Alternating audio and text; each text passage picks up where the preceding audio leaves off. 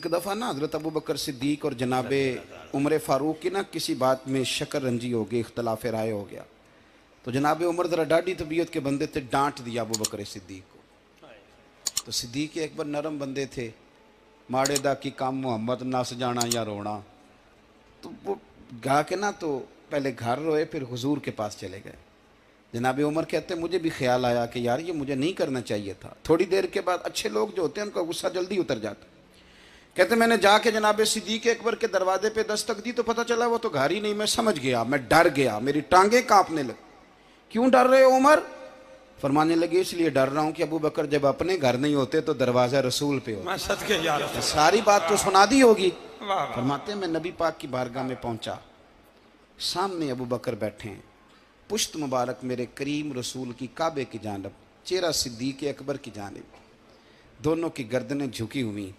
جناب عمر پاک فرماتے ہیں کہ میں بیٹھا تھا اور سوچ رہا تھا، سلام لی، جواب ملا، پر گردنیں نہیں اٹھائیں دونوں نے، مقدس گردنیں جھکی رہیں۔ میں سوچ رہا تھا کہ اب حضور مجھے ڈانٹیں گے تو میں صدیق کے پیر پکڑوں گا، میں علی کو سفارشی بناؤں گا، میں منت کروں گا، لیکن کوئی بولے تو بات بنے نا۔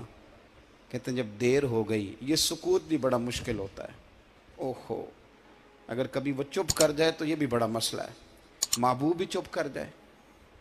کہتے ہیں میں بڑا پریشان ہوا، جب میرا کلیجہ منہ کو آیا نا تو جناب عمر کہتے ہیں میں بولنے لگا تو آنسو میرے پہلے نکل گئے۔ اللہ اکبر۔ کہ میں نے رو کے کہا سونیا بھول گیا تھا، میں گیا تھا ابو بکر کے گھر معافی مانگنے، پر یہ یہاں آ گئے۔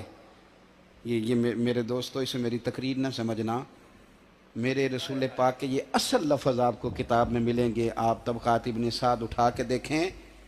جناب عمر کہتے ہیں میں نے عرض کی حضور میں نے غلطی سمجھ لی تھی، میں گیا تھا ابو بکر کے گھر حضور، میں بھول گیا تھا۔ فرماتے ہیں نبی پاک نے جب گردن مبارک اٹھائی تو حضور کی داڑھی آنسوؤں سے بھری ہوئی تھی، صدقے یا رسول اللہ۔ اور لفظ کیا تھے؟ فرمایا عمر تم میری خاطر میرے ابو بکر کو معاف نہیں کر سکتے تھے؟ اب بات کو سمجھیں، یہ نہیں فرمایا ابو بکر نے غلطی نہیں کی، فرمایا چھوڑ نہیں سکتے تھے، تم میری وجہ سے میرے صاحب کو چھوڑ نہیں سکتے تھے۔ پھر حضور نے فرمایا عمر یہ سارا مکہ تلواریں لے کے مجھے قتل کرنے آتا تھا، یار یہ اکیلا تھا، اس نے کھول کے بازو کہا تھا کہ جو حضور تک جائے گا میری لاش سے گزر کے جائے گا۔ فرمایا دنیا بھول جاتی ہے، مجھے یاد ہے ابو بکر صدیق نے مال بھی دیا، اولاد بھی دی، میری خاطر چھوڑ نہیں سکتے تھے۔ جناب عمر کہتے ہیں میں اس کے بعد سمجھ گیا کہ میرے مصطفیٰ کی رضا اسی میں ہے کہ ابو بکر کو راضی رکھا جائے۔ سبحان اللہ۔ آپ مہربانی سنو، اب فوراً سنو، فوراً اس کے بعد نبی پاک علیہ السلام نا شارع ہیں دین کے، حضور جو چاہیں کسی کے لیے حلال کر دیں اور جو چاہیں کسی پر حرام کر دیں۔ ایک شخص نے کہا تھا حضور 3 نمازیں پڑھوں گا، اس شرط پر مسلمان ہوتا ہوں۔ فرمایا 3 ہی پڑھنا، کلمہ تو پڑھنا۔ حضور شارع ہیں، علماء اس لفظ کو جانتے ہیں، میں زیادہ کھولتا نہیں۔ ہر شخص کو اجازت ہے، اگر حقوق ادا کر سکتا ہے تو ایک وقت میں 4 نکاح کرے، اسے اجازت ہے۔ اگر حق دے سکتا ہے تو اجازت ہے۔ مولا علی نے بھی ارادہ کیا سیدہ کی موجودگی میں اللہ کہ میں دوسرا نکاح کر لوں، ساری کائنات کو اجازت ہے۔ تو سیدہ فاطمہ کے دل کو نہ تکلیف ہوئی، دوڑی آئی حضور کی بارگاہ میں۔ بی بی صاحبہ نے زندگی بھر کھل کے کوئی بات نہیں کی، آج بھی آئیں تو چپ کر کے بیٹھ گئیں۔ بیٹیاں بڑی پیاری ہوتی ہیں،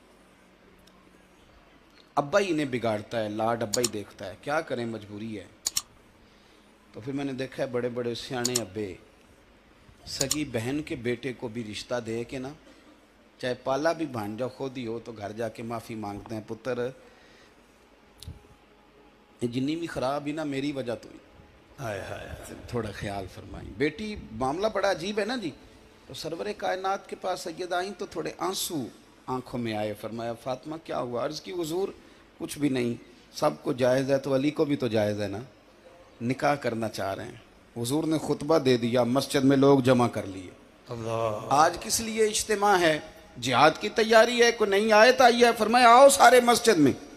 خطبہ کتنا مختصر سا، مختصر توجہ ہے میرے بھائیوں کی؟ جی بسم اللہ۔ ادھر دیکھو میرے مختصر سا خطبہ، 2 حرفی بات، हुजूर फरमाने लगे भाई मेरी बात गौर से सुन लो, ये जो फातिमा है ना ये मेरे जिगर का टुकड़ा है, बिदातु मिन्नी है, ये मेरे जिगर का टुकड़ा है।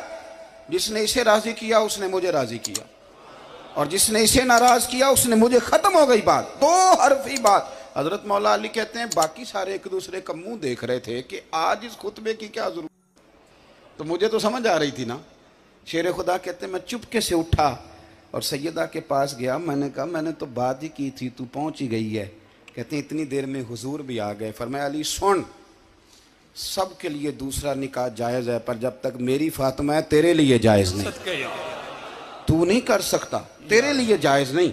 जनाब सिद्दीक़ अकबर के लिए रसूल पाक ने कहा मेरी वजह से छोड़ नहीं सकते थे, सैयदा पाक के लिए फरमाया जब तक मेरी बेटी है तेरे लिए जायज़ है।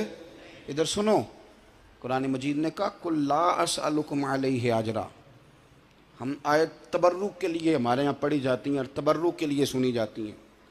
कायनात का बहुत बड़ा अदीब शायर सारे बंदे इकट्ठे कर ले तो जो दो लफ्ज़ कुरान पाक ने अहले बैत की शान के लिए कह दिए, मुकाबला नहीं हो सकता। बात को समझे। किसी दरवेश ने कहा था असलां नाल जे नेकी करिए तो नस्लां ताक नहीं भुल दे, ते बेअसलां नाल नेकी करिए ते फुल कंडियां नाल